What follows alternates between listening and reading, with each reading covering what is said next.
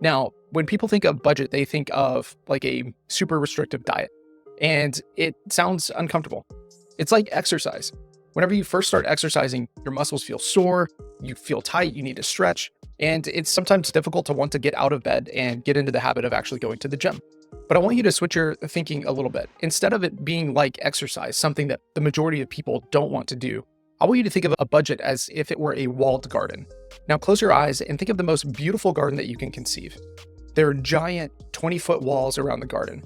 There are fountains flowing throughout with ponds and fish, all kinds of vegetation and small animals running throughout the garden. And you notice on one of the walls, there's a window.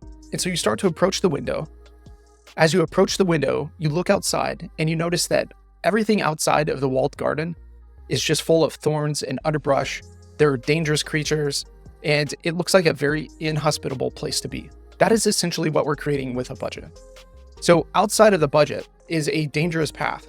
It causes us to fall into traps that are not productive for us financially.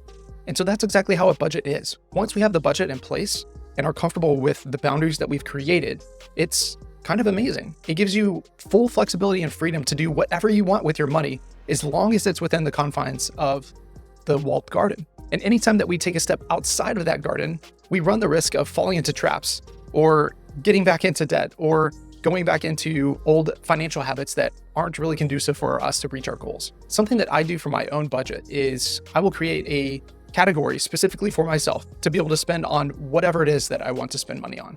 If I'm at the store and want to impulse purchase on something, then I can. It just comes out of that category that I select for myself and not have any regret doing so. It gives me the flexibility to be able to spend on the things that I want to without impacting my ability to reach my long-term goals.